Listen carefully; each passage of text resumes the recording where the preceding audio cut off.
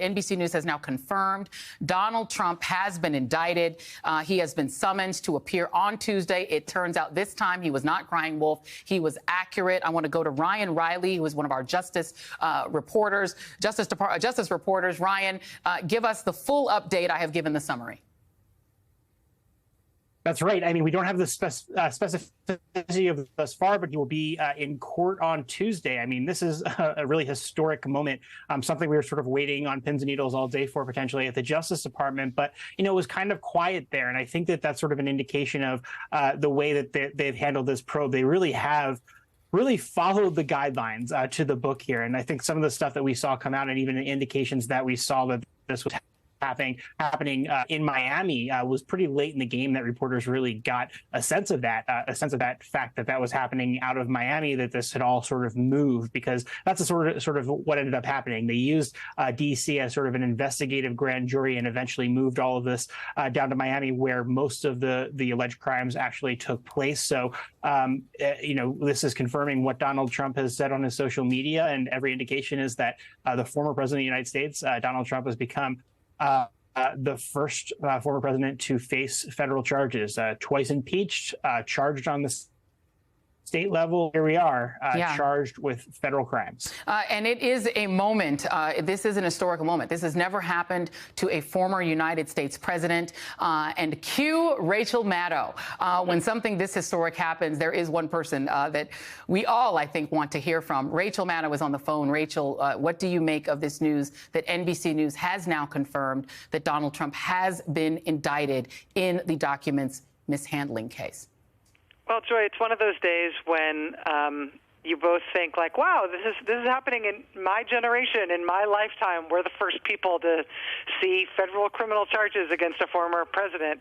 It has a shock factor to it, but at the same time, I think we've really known it was coming for some time. And I don't know. I mean, there are elements of what we know thus far that cut in the former president's to his benefit, I think, in terms of what could have happened here. I mean, I'm sure he would rather face a jury in Florida than a jury in Washington, D.C., just as a matter of pure trial strategy. If this means that the charges are very specific to the handling of classified documents, and we'll have to see what the exact charges are and how many there are and how serious they are, but if they are specific to that and not to broader issues of election meddling and trying to stay in power after he had been voted out of office, you know, there's an interesting track record that he can look to in terms of, you know, other people, even other high-profile people, like, for example, former retired General David Petraeus, who have been dinged for criminal conduct like that and essentially gotten a slap on the wrist and gone on with their careers. That said, some other people have had to do prison time for these things. So it feels like both unbelievably serious in terms of what this means for us as the American people and a new benchmark low for our politics and what we expect of our political leaders. It also seems like it might not be the worst case scenario that Trump might have been imagining, at least not at this point.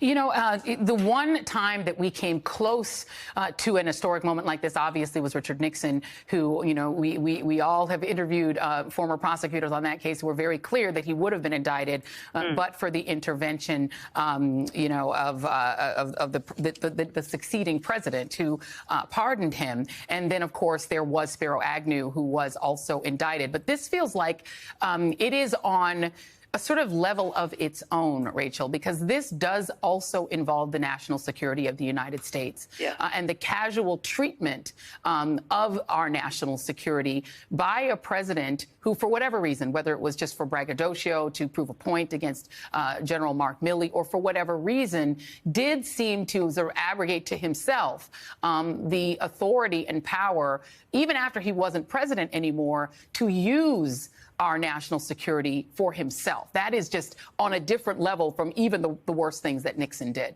Yeah, it's a really good point, and we'll have to see, A, what the charges are, B, how serious they are, and see what they say about motive, because you're right, Joy, if we're talking about a national security indictment that implicates him in using information, the disclosure of which could materially hurt the national security of the United States, and he discloses it anyway, or plans to disclose it, or at least retain it anyway, for his own personal purposes against the interests of the country, that is a very different thing. I mean, both with Nixon and Agnew, they were both facing serious charges in Agnew's case. We know that he was facing 40 felony counts. The conceivable indictment of Nixon, we have to write that ourselves a little bit because of the Ford pardon. But in those cases, it really was about venality. It was about corruption. It was about abuse of power for personal gain, but not necessarily in a way that was about, screwing our allies and screwing our own national security on the international stage. And so whatever this indictment says, when it materializes, presumably we'll see it on Tuesday, whatever it says about motive is going to be really important in terms of us assessing just what kind of treachery is being alleged here. And you're right, it is, even with the examples of Nixon and Agnew, it's new. It is extraordinary, an extraordinary night to be here, and I am so grateful, Rachel Maddow, for the opportunity to speak with you. Thank you. I'm glad you were at the desk when it happened, my dear. Really not. I am not jealous. I'm glad it was you. Well, I was actually going to ask if you might want to drive down and come down, because I have our good friend Nicole Wallace, and we could form the trio again if you were here. Thank you, Rachel Maddow. I truly appreciate you, and Thank you, Joy. Thank you. I do want to bring in the great Nicole Wallace, the one person in this gang of ours here that has worked for a president of the United States. And Nicole, nothing like this, even with Nixon on the list, has ever happened involving a former president, because this is on another level because of the national security aspect. And again, we don't know the specifics of the indictment, and I appreciate Rachel for making that clear, but I am eager to hear your thoughts on all of this. It's so interesting to listen to you and Rachel talk about the national security aspects here, because I have been thinking about the stories of Trump's disdain for the men and women of the military, and I think it's deeply connected to this. He didn't want to be seen with people who were wounded fighting to protect the United States of America. He didn't want to go to ceremonies to honor veterans of wars, people who had fought for the United States of America. His disdain and his inability to appreciate sacrifice, service, national security equities, his affinity for Kim Jong-un and his affinity for Vladimir Putin all brought us to this point. And I've been obsessed with the dogs that haven't barked since he's been under criminal investigation for mishandling classified documents. He's also been under criminal investigation for violating the Espionage Act the whole time. And because those crimes are more opaque than the obstruction, which basically happened on Sean Hannity's TV show and on his Truth Social feed, we haven't focused as much on the questions that you're focusing on tonight. And those are the violations of national security laws. He was under investigation by the Justice Department before he decapitated the top of DOJ by firing Comey, by firing McCabe. I mean, he has been a national security question/threat since the day he was sworn in. And this feels like something that just finally caught up with him. The crimes were too blatant. They were too flagrant. He did them in front of too many people. And it appears he is now, after a very, very long period of time of disregarding, disrespecting, and violating all of the norms, crossed some lines, and at least according to Jack Smith and his investigators, committed crimes that he believes he can prove beyond a reasonable doubt.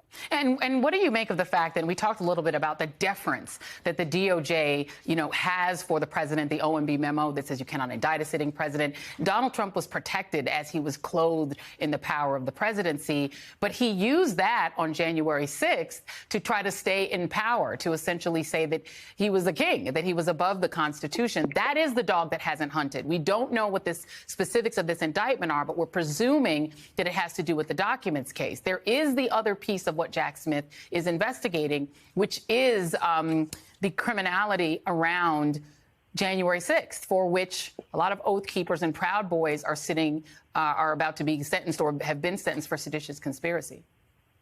Yeah, I mean, look, Trump makes you feel like if you still reside on Earth One, where facts are facts and up is up and down is down, that you're the crazy one. It appears that Jack Smith resides on Earth One also.